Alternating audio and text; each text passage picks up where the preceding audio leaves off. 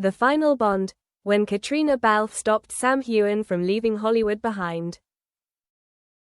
The Los Angeles sun was scorching hot. Sam Heughan stood in his glass apartment overlooking Sunset Boulevard, where the light reflected off giant billboards.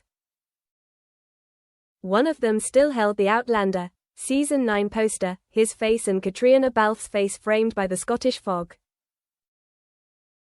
Every time he saw it, Sam felt a vague pang, not from the role, but from the memory.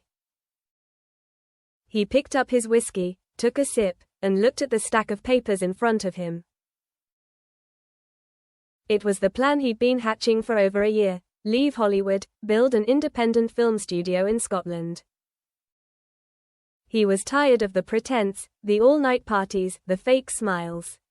He wanted to go home, make films about real people, real love. The phone rang. A text from Caitriona. "Sam, we need to talk. Meet at the old studio, this afternoon." His heart was racing. Since the end of Season 9, they had barely spoken privately. Everything between them stopped at the glances in the final scene, the glances of two people who used to love each other, but now only dared to act out that love through the lens. Afternoon, the wind blew through the empty studio. Dry grass clumps rolled on the cracked cement floor, the metal sound of the racks echoed in the distance. Caitriona stood there, in a long grey coat, her hair loose, her eyes carrying a strange look that he had once known so well that it ached. "I still remember this place. I don't think you'll forget," she replied, her voice as light as mist. They were silent for a moment. Sam handed her the file. "Here's my plan. I'm leaving Hollywood.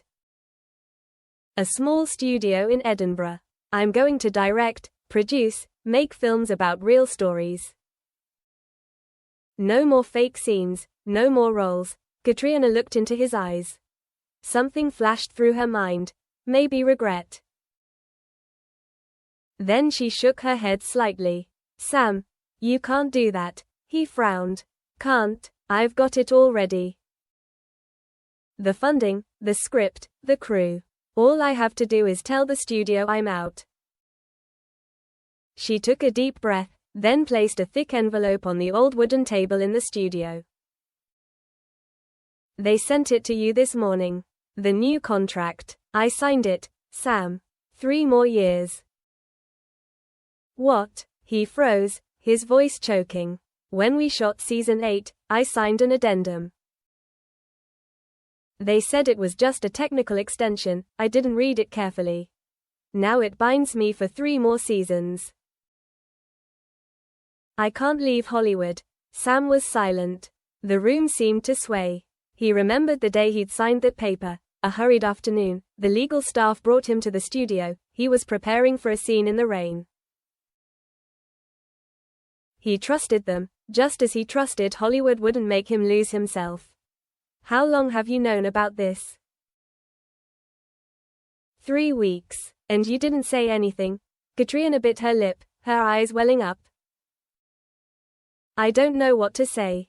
I thought you understood. They told me to keep quiet until it was official." "Sam, you're bound, not just by contract, but by your image, your brand.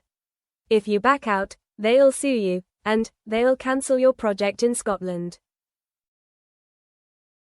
He laughed dryly. "What a wonderful world, isn't it? A piece of paper can trap a soul." Caitriona stepped closer, put her hand on his shoulder.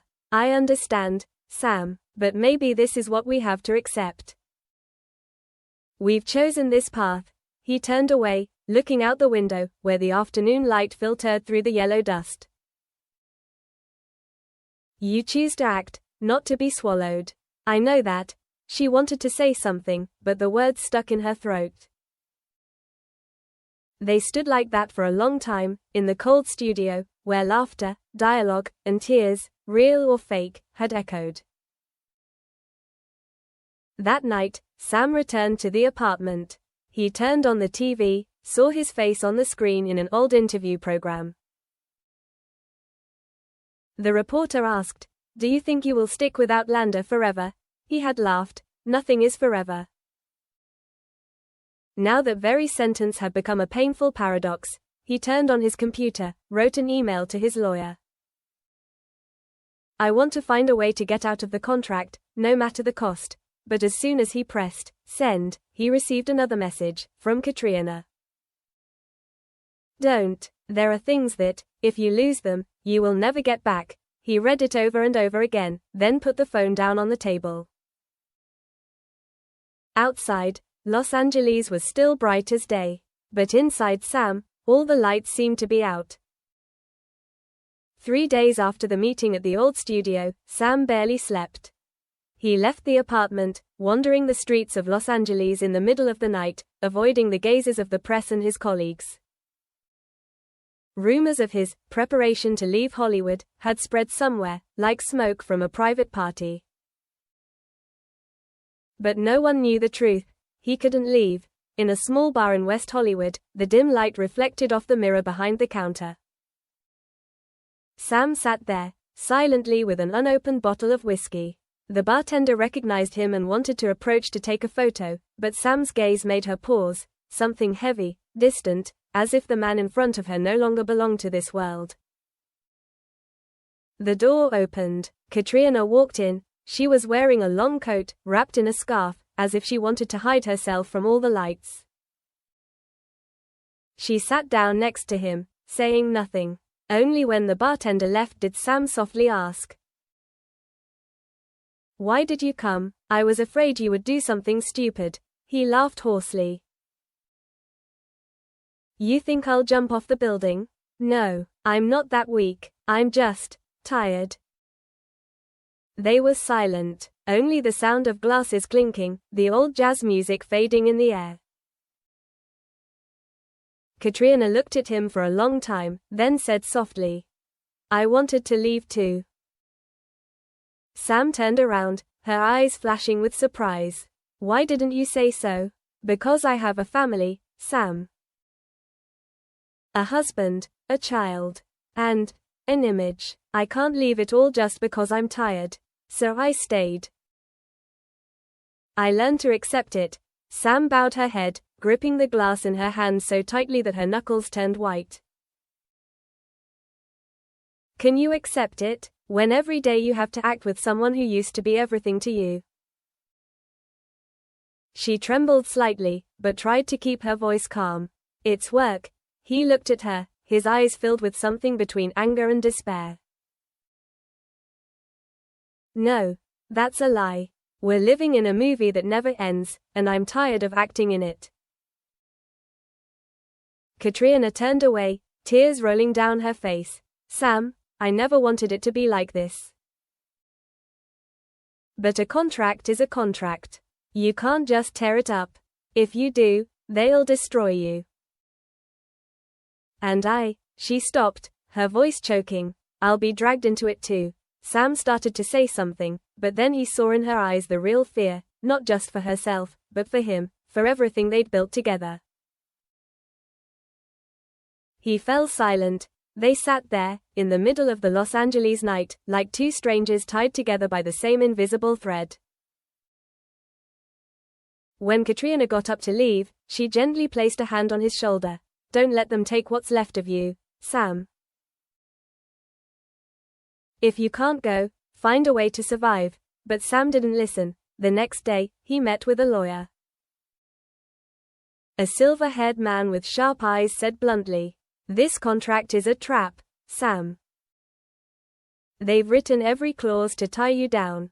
If you break it, you'll lose all your assets, and you could be banned from participating in any project in the United States. They even have the right to retain your image trademark rights for 10 years. Sam sat still. His voice was low, but firm. "There's still a way, right?" "Yes, but it's not pretty." He raised his head. "I never needed a pretty road." A few weeks later, the news leaked. Sam Heughan was trying to sue Outlander for unfair contract terms. The press exploded. Television, social media, fan pages, everyone was talking. Some were on his side, others called him a traitor, an arrogant star who wanted to abandon his fans. Caitriona was silent. She didn't give any interviews. But every night, she opened her phone and watched old clips of them, behind the scenes of season 3, when they were still smiling, their eyes were still clear. She knew Sam was on a path of no return, and she could do nothing but watch him fade away. One evening, Sam received a call. It was Caitriona. Her voice trembled. "They're using me to pressure you, Sam. They said if you don't stop the lawsuit, they'll cut me out of the 10th. I'll be eliminated. I'll lose everything." Sam was stunned. Silence. Then he asked, very softly, "What do you want me to do?" "I don't want anything. I just want you to know." She hung up. He sat there, alone in the dark room. The window was open, the night wind blowing in, carrying the sound of distant cars. He looked at the contract spread out on the table, the light reflecting off the small, knife-like words. He suddenly remembered something she had said when filming the first season. "If one day we can't act together anymore, at least promise me, don't let Hollywood define us." Now, Hollywood was defining both of them. 3 days later, Sam made his first public appearance since the lawsuit. He came to the press conference, smiling, saying, "The studio and I have reached an agreement. I will continue to accompany Outlander for 3 more years. And I believe this is the best thing for everyone." Reporters cheered, fans applauded, the media buzzed. But in the constant flashbulbs, his eyes were empty. That night, he received a single text message from Caitriona. "Thank you," he replied. "You don't owe me anything. I just chose the less painful way." But as he sent it, he knew the pain wasn't any less. It was just quieter.